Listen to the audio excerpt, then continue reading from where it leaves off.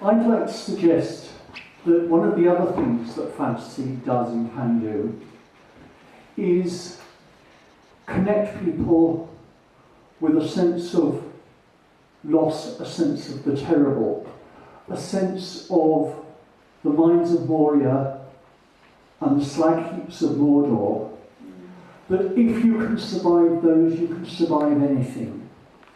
That there's a whole generation that's grown up, particularly a current generation, current young generation, who's grown up reading dystopias, because part of their urge to find magic is also about surviving magic. I think one of the reasons for the prevalence of grimdark in fantasy is not that people enjoy the sadism, enjoy the brutality, it's that they need to believe it possible not only to get back to the land, to get to the good place, but to survive the bad place. And I think you're right in lots of respects, but I think there's also this guide survival aspect of fantasy. It always has been.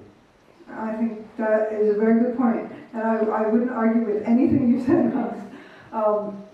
I often think of dystopian works more in a science fictional context, but you're right, there's the grimdark aspect of fantasy, and that gets back, for me, that gets back to the transformational aspect of fairy tales, of going into the deep dark woods, facing challenges, being able to survive not through some instant application of magic, but by learning how to transform yourself and therefore transform the world around you. And I think that the popularity of dystopian fiction and grimdark fiction is absolutely due to the fact that it reflects a world that many young people are growing up in today.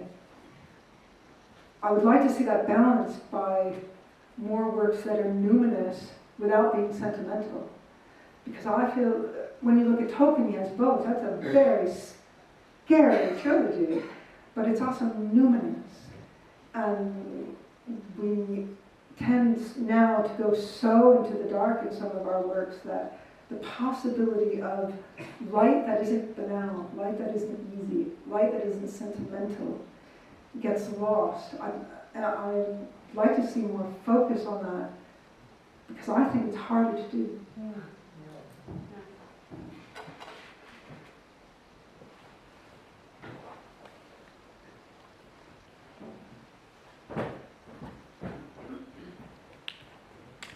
Going to suggest that maybe things go in cycles, but larger cycles than maybe we notice ourselves, because they may be longer than just one generation or even two generations, and that maybe the dark light things will come back again.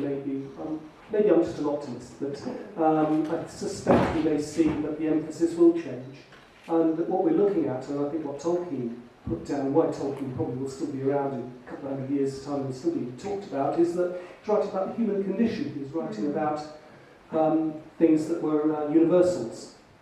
Therefore, they don't age, they don't change in that respect.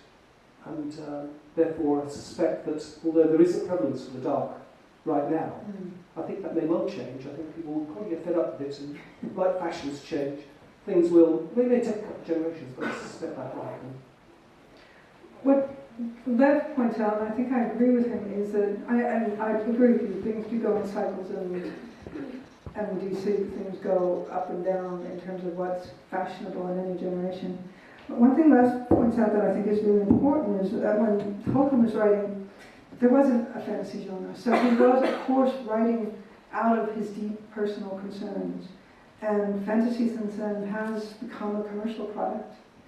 There are certain rules and formulas that are very easy to follow, that will satisfy large audiences. And as Jane Yolen said, there's always room in this world for bathtub books. You know, the books that you read in the bath and forget about the next day. But my concern as an editor and as a practitioner of the form is not with that. There are plenty of people taking care of that end of the genre. I want to think about where we go next. And getting away from the formulaic qualities of the marketing category of fantasy is so important. When Ellen Datlow and I edited a series called Year's Best Fantasy and Horror for many, many years. And when we started it in the late 80s, the expectation of what constituted fantasy, the fantasy half of that book, which was my responsibility, was very much bound in genre.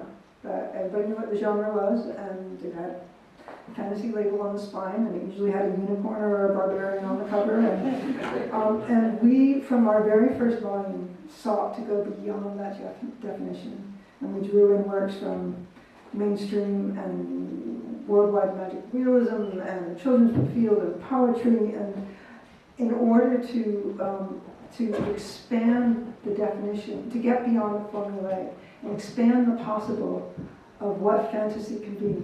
This gets back to my feeling that fantasy is always there in the unknowable place. It's not here where you can commodify it.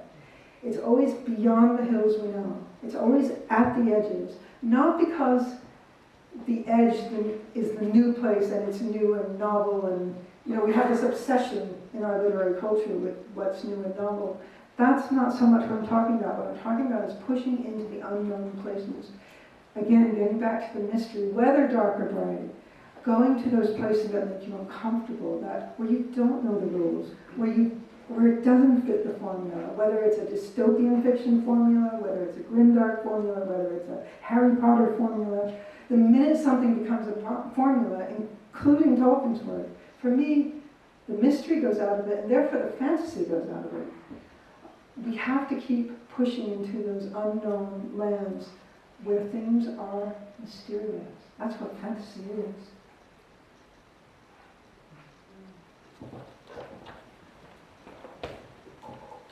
So how does a writer who is trying to push into the unknown, to look beyond the known and the formulaic, pitch that to an editor or an agent who says, well, I think this is taking a bit of a risk, because changes in retailing have driven the fantasy genre further and further towards the peak of the bell curve, and anyone trying to write on the sloping shoulders of that curve faces an uphill struggle.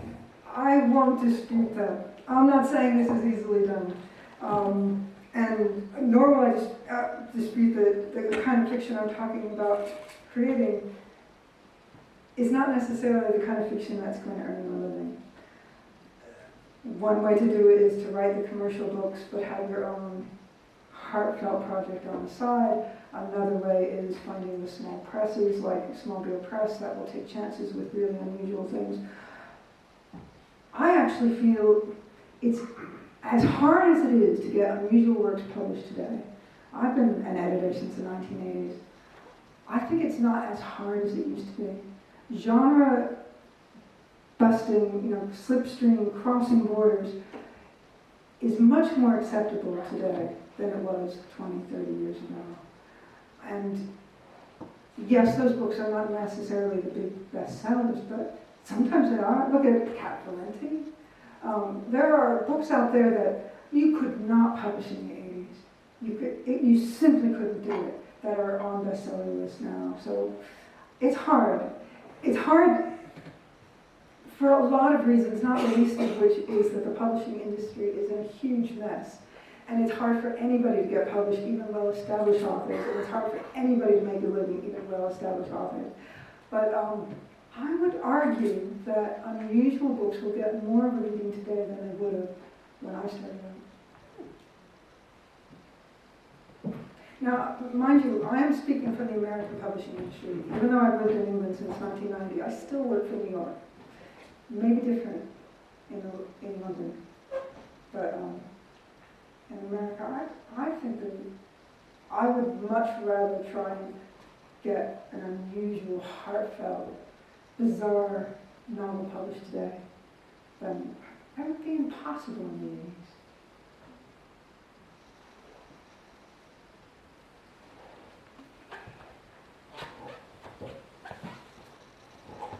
I was just wondering if you could say a little bit more about where you see the kind of fiction that you're interested coming out of. Like, what are the publishers who are doing that kind of work, and what are the authors that are doing that kind of work right now? Well, Catherine Valente is one of them. It is quite an extraordinary field at the moment. Given that publishing in general, I mean, let's just say right off the bat, publishing in general is a mess. But fantasy, there are so many wonderful young writers coming up right now. Amala Matar, for one thing, the diversity of the field is growing. So, Sophia Samatar,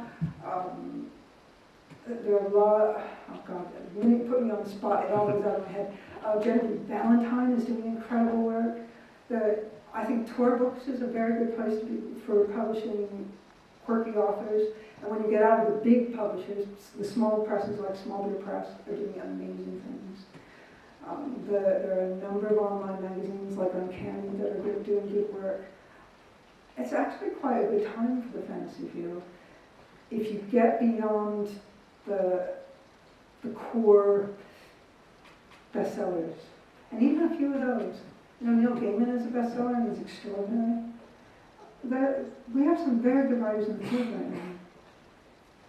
Who do you like? No, I like a lot of the people that you've been talking about. Kelly Link, I think, is obviously really fantastic. Absolutely, yeah. Small Beer's line is amazing. And then when you think about, I mean, people like Kelly or Kat Valente, they're really working on the margins. They're working in that kind of slipstream area between genres. When you get back to, I don't know what to call it, pure fantasy, high fantasy, Tolkien-esque fantasy, that's the area that I feel is really lacking today. There aren't many people doing it with the kind of heart and passion and attention to land and mystery and transformation that I would like to see. I think Path Rufus is very, very good in that area. Laurie Marks is spectacular. Do you know her books? Everybody should. She's way too little known, and she writes high fantasy that is simply gorgeous. It's Le Guin quality. Not many people I can say that about, and that's the area I think we're lacking.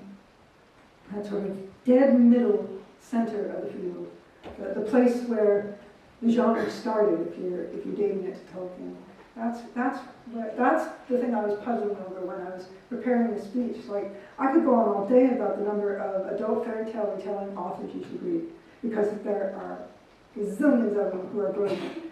But getting back to classic fantasy, not that many people writing it. That surprising me.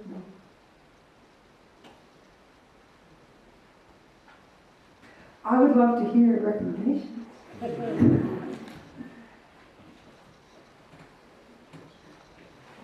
I would like to challenge you on the urban fantasy side when you're saying, giving us an example for how it's gotten into a different direction, the magical crime solving side of things. It may be a question, it may just be that I've accidentally only read the good ones, but it may be also be a question from which side you approach it from. You think it should be a magical world, and this is just going too far out into established, realistic types of fiction, but if you come from the other side and regard them as crime novels, they suddenly start pushing the boundaries and doing exactly what you are asking what the fantasy should do. You have ordinary people suddenly be confronted with the unexplained, with things that are lurking in their very surroundings, the familiar surroundings that are threatening, that are dangerous, and that you have to survive, you have to come through, you have to solve. And especially one series I've read reverberates with the sense of place, the sense of Londonness. Which series are you referring to? That's London Falling. Okay. Yeah, I hadn't thought of it that way, and that is a good point. If you're looking at them as mystery novels, then they do go to an edge.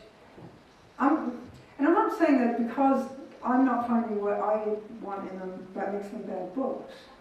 I'm saying that the things that I look for in fantasy are very often not there in a number of the more popular urban fantasy novels published today.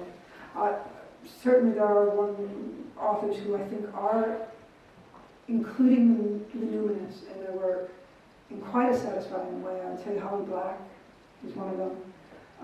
Neil Gaiman, when he writes urban fantasy, is another. There are writers doing it well, but that it became a genre more influenced by Buffy than by Charles Lynn. And I'm a Buffy fan, but that end of urban fantasy has been developed a great deal, and the early numinous kind of urban fantasy, as exemplified by Emma Bull or Charles Lynn or Francesca Lia Bloch, has kind of faded away, and I think that's a damn shame. So perhaps two more questions?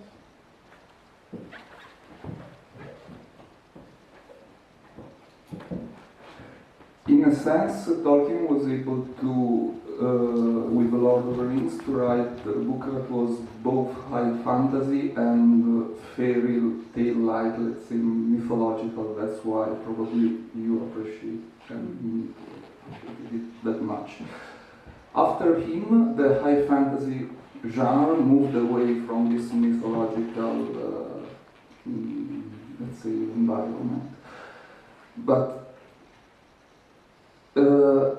it's not only that the writers who write high fantasy don't tap into myth. It's also due to the fact that people who started writing high fantasy with a mythological influence, like Patricia McKillip, or also Charles de Lint at the very beginning, also in a sense Gabriel Kay, then moved away from the high fantasy genre. So they left the field to the so-called barbarians by someone. And many of them I like and I read, but I recognize that they don't have this mythical feeling. Why do you think that the people that probably are closer to this mythopoeic style of writing have moved away from the high fantasy? I'm not sure I can agree with that premise. Patricia McKillip publishes a book usually every 1 or 2 years still. Every single one of them gorgeous. They're not, while the Rhythm Master, I read most of the books of McKillip, but while the Rhythm Master trilogy was more high fantasy in a sense, there was more this epic scale. Most of the her latest books are like more familiar on a smaller scale. That's what and also in the 80s she left the fantasy field for 10 years, the high in a sense, or the classic fantasy field, moving more towards like urban or things that were more cross, science. She wrote a couple of science fiction books in the 80s. So for a period she left. That probably was the best period for her to write high fantasy, and for the market as well, as it was in the 80s. And she came back to to classic fantasy in the middle of the 90s. That's why I feel that in some sense they left the field to other people. Interesting.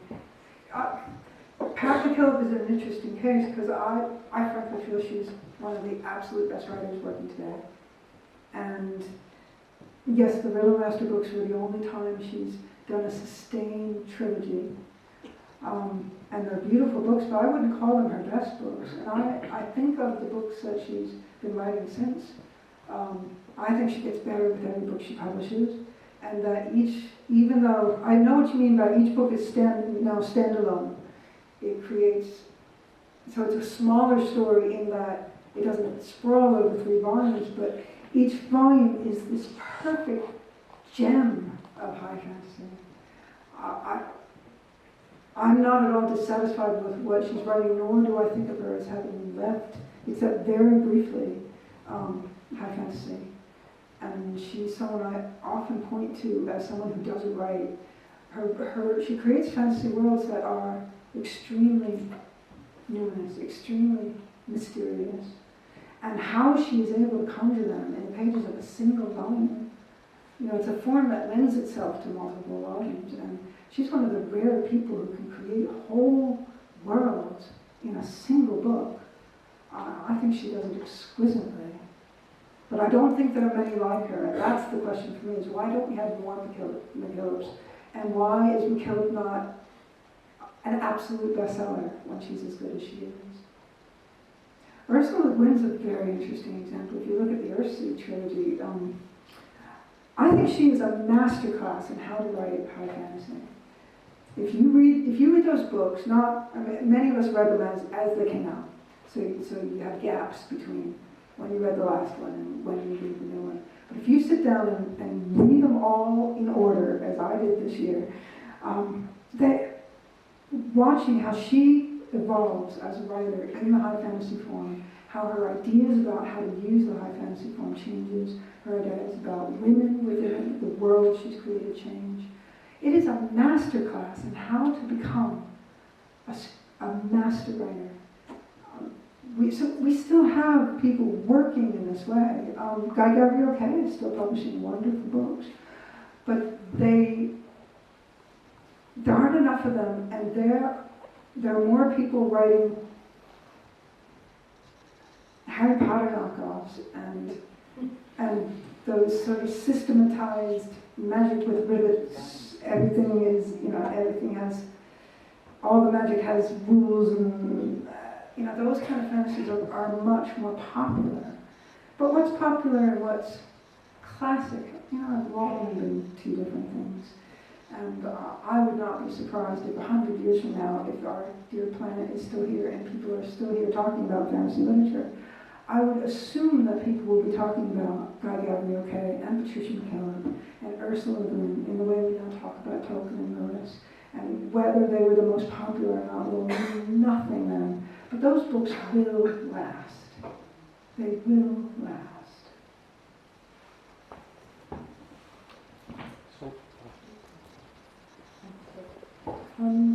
Do you feel that maybe this very coded new fantasy literature is due to sort of a way to prohibit actually the expansion of freedom allowed to fantasy? I don't know if I express myself correctly.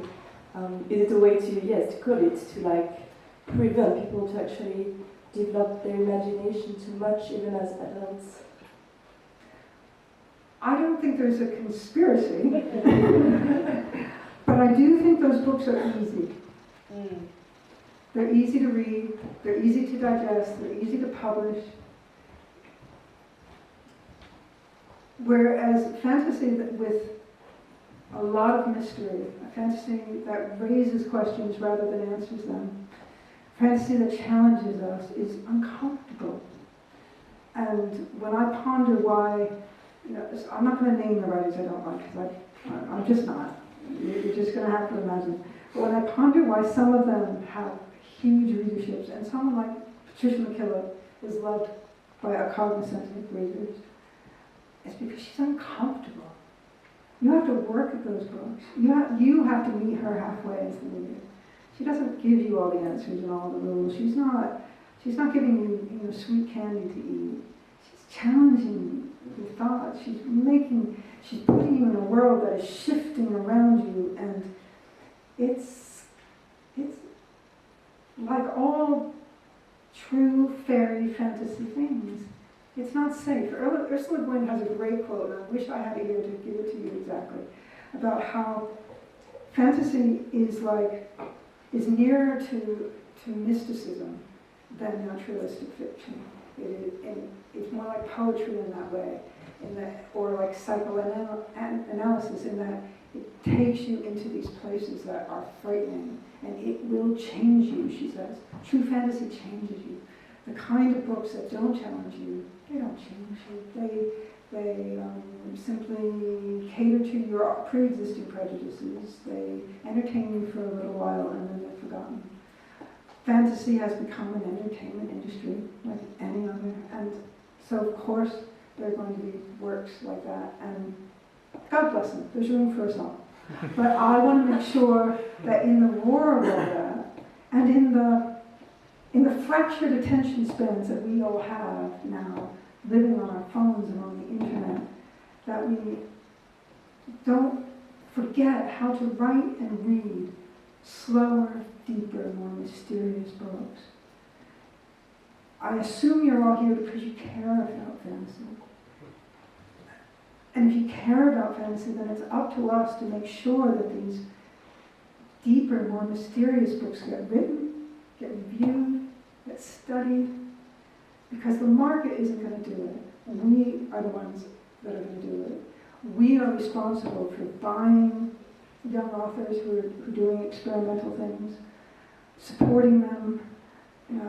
In this capitalist world, there's this idea that the marketplace is always the good thing, that popularity will always bring the best to the front, and that's simply not true. It will bring, the most easily digestible to the front. We have to support it.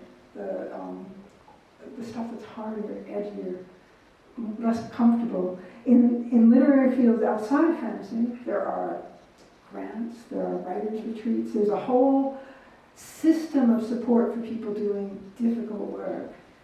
I think in the fantasy field, we need to start creating more of that to support our edgy, difficult writers, because the marketplace isn't, with only a few sterling exceptions.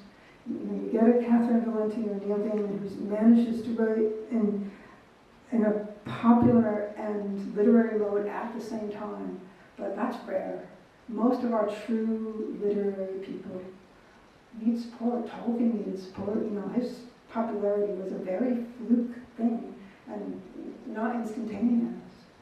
So that's my challenge to all of you. It's like, read these people, seek them out, buy their books, but more than that, write papers about them, set up grant bodies that support these kind of works, because otherwise we're going to lose them, and everything is going to end up being that lowest common denominator fantasy, and that's what our field would be, and I don't think any of us want that.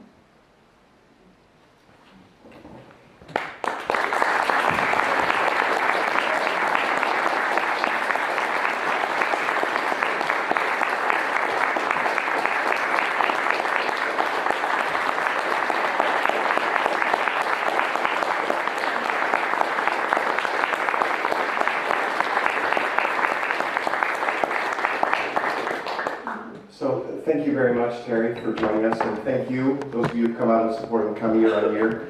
I'm sure many of you, as I would like to continue our conversation with Terri in the foyer, I'd just like to briefly thank Pembroke College, the Master and Fellows, and to thank the annual fund and the Historials Plus Fund who support us and make this series possible.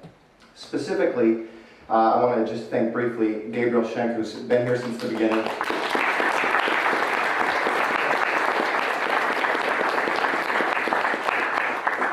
We've had a wonderful Tolkien lecture committee come online for the first time this year, and they've done yeoman service, person service, I guess is the better phrase these days.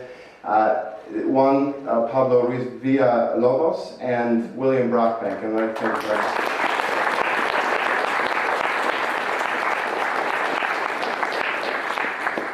So now, in the finest tradition of these high fantasy novels that are mainstream and centrist, we're going to invite you to the ale hall to raise a glass, and thank you again, and thank you, Terri.